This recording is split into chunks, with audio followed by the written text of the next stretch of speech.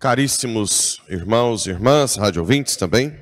Hoje, então, é festa, mas festa em cima de uma das grandes tragédias da história do cristianismo.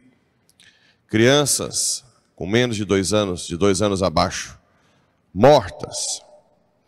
Talvez a primeira reflexão que a gente pode fazer é sobre Herodes. Um rei, um governador lá, um responsável, poderoso, que tem ali, se sacia com o poder mundano, ouve falar que nasceu um rei. Imagina, uma criança. Isso já é suficiente para que ele sinta medo, insegurança, inveja. Olha a fragilidade de quem está no poder nesse mundo. Não tem confiança absolutamente nada. Porque as coisas do mundo não dão confiança. Não importa o cargo que você tenha, não importa em que estágio de vida você esteja. Por que que Herodes teve um comportamento tão carrasco? Medo, insegurança, fragilidade. Uma das coisas que nós cristãos temos que aprender, falo cristãos porque os outros não têm essa capacidade ainda, é que a nossa segurança está em Deus. O único que realmente dá segurança é Deus. O resto, pena.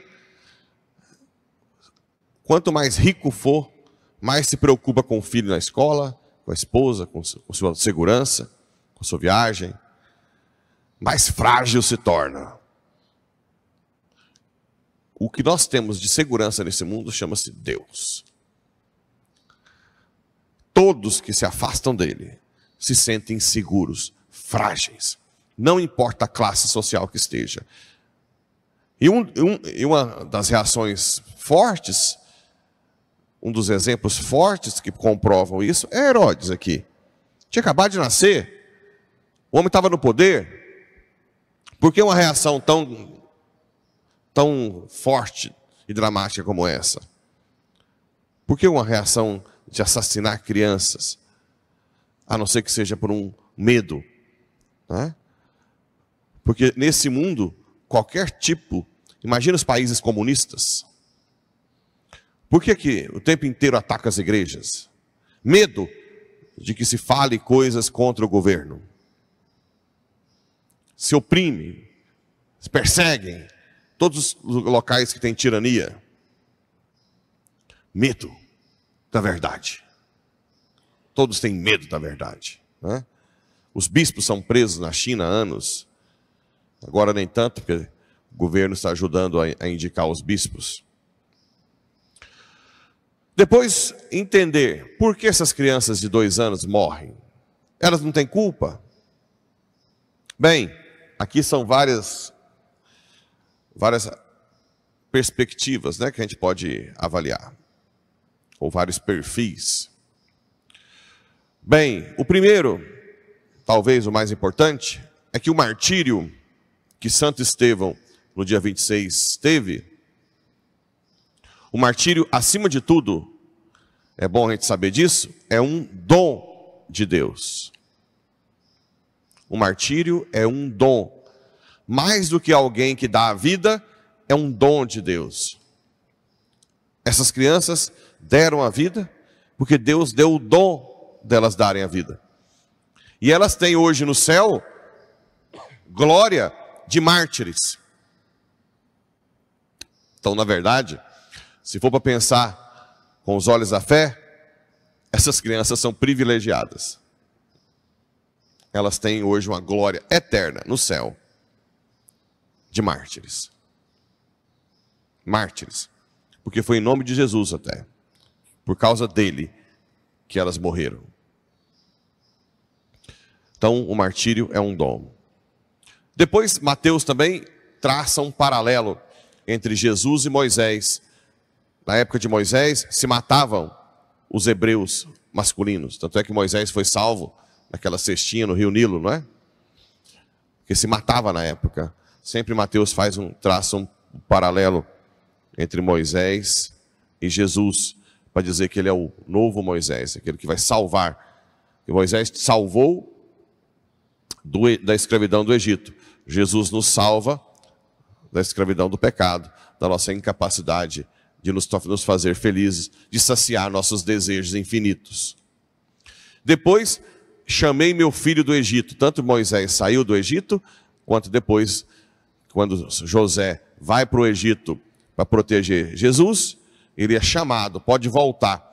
Então tem essa profecia, chamei meu filho do Egito. Então são vários aspectos que São Mateus quis mostrar. É o único evangelho que fala da morte dos santos inocentes.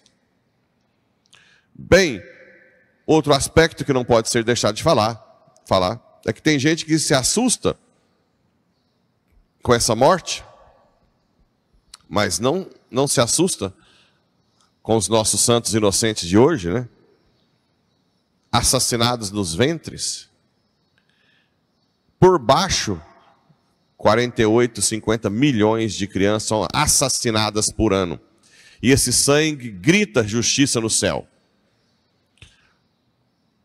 Governantes que lutam para aprovar esse assassinato, uma grande maioria dos países já aprovou. Globalistas que usam disso para baixar a população e ganhar dinheiro por trás, até venda de restos de bebê para cosméticos, vende, né? Tráfico de crianças para órgãos, para abuso sexual. Nós estamos vivendo no mundo mais tirano, mais destruidor da pureza da criança de todos os tempos. É por isso que nós cada vez mais caminhamos para um castigo maior. Porque o grito delas é ouvido no céu. E nós conseguimos ver que esses globalistas, com os seus investimentos, conseguiram que muitos que estão dentro da igreja sejam de acordo com a matança de criança no ventre. A gente ouve, meio que, né? Nessa paróquia, espero que ninguém, não é possível, alguém dizendo que a mulher tem o desejo de escolher. Escolher o quê? Matar o outro? Né? Olha que ponto nós estamos chegando. Esse é o maior crime hoje da humanidade. Tanto é que na Igreja Católica, o aborto consciente, ele leva a excomunhão late sententia. Você é excomungado da igreja. Assassinar uma pessoa aí, o assassinato em si não leva a excomunhão. É pecado grave, mortal, se for o inocente, tal, mas não leva a excomunhão. O aborto leva. Porque nunca não tem uma pessoa mais frágil do que uma criança no ventre. Ela não tem para onde correr. Ela não tem advogado. Ela não tem quem defenda. Por isso é a excomunhão. Qualquer tipo de cristão que apoie indiretamente, consciente, também é excomungado. E nós temos ainda gente que tem a barbárie de abrir a boca suja e dizer que é de acordo com a escolha da mulher. Isso não é escolha de mulher. Ninguém escolhe matar o outro. Ali já é outro ser humano. Nunca existiu nada na medicina que conseguisse provar que não fosse outro ser humano. A genética é sempre a mesma, não tem mais acréscimo de células, só nutrição, que nós temos também, e crescimento, que nós temos também. Mais nada. É um ser humano, né? Com alma. Esses abortos espontâneos que tem aí, com 12, 13 semanas, que eles também não entregam os restos mortais, né? No Brasil tem uma lei acima de 20 semanas, ou 500 gramas. Quando os pais requerem, é uma briga. Essas crianças todas têm alma. Quem já abortou espontaneamente aí, está com seus filhos no céu. Quem faz fertilização in vitro, que se manipula um monte de embrião, que está lá congelado às vezes, que é um outro genocídio. A fertilização in vitro é pecado gravíssimo. Gravíssimo. Cada fertilização in vitro é um genocídio. Sem contar que toda criança tem o desejo, o direito e desejo também de nascer de uma comunhão de amor. e não de laboratório. São dois pecados graves, né? Uma, separar união e procriação. Outra, genocídio. Genocídio. Temos milhares e milhares de embriões congelados. Seres humanos. Fazer o que com eles? Barriga de aluguel? Pecado grave? A igreja não tem nem resposta para isso. Então nunca se manipulou tanto crianças como hoje. Rapto, né? Tráfico. Traficar crianças para uso, abuso, para roubar órgãos. Olha, vocês já imaginaram a ira divina? O que Jesus tinha de tratamento com as crianças? Deixai vir a mim as crianças. E é interessante, essa idade de 2 anos, que Herodes matou, de 2 anos abaixo. Tinha um santo da igreja, São José Maria Escrivá, que quando ele falava de infância espiritual, ele falava, temos que ser crianças abaixo de 2 anos, que se abandona nos braços do pai. É a criança que não tem medo, né? Acima de 2 anos já fica meio assim, você vai pular nos braços do pai. Então nós temos que ser crianças abaixo de 2 anos com Deus. Pular nos braços, confiar em Deus, deixar que Ele nos conduza. Essa é a verdadeira infância espiritual de Santa Teresinha. Confiar em Deus. É Ele que nos dá segurança. Não existe crise de insegurança uma criança de 2 anos no braço do pai. Ela confia plenamente. E é assim que nós temos que fazer com Deus. O único que nos dá segurança. Bem, e para fechar, tem a leitura de São João. Se dissermos que estamos em comunhão com Ele, mas andamos nas trevas, estamos mentindo e não nos guiamos pela verdade. Mas se andamos na luz, como Ele está na luz, então estamos em comunhão uns com os outros, nos purifica de todo pecado. Se dissermos que não temos pecado, estamos nos enganando a nós mesmos, e a verdade não está dentro de nós. Eu disse que o martírio é um dom de Deus, mas é um dom a quem é humilde, que reconhece seus pecados, reconhece que erra, e depois vem pedir perdão na confissão, e deixa que Ele nos purifique. Ninguém vai ter o martírio como um dom, aquele que é cheio de si. Tem pessoas que eu vou confessar há 10 anos, e aí? Eu não sei, eu acho que eu não tenho grandes pecados, eu sou muito bom, muito boa, padre. Como assim uma pessoa que... Eu costumo confessar quase toda semana, até 2 vezes a semana.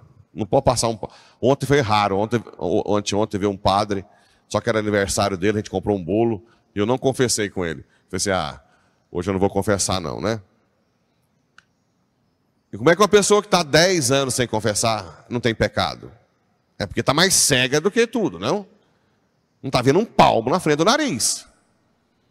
Não enxerga nada. Está faltando o quê? Luz. É como uma sala suja.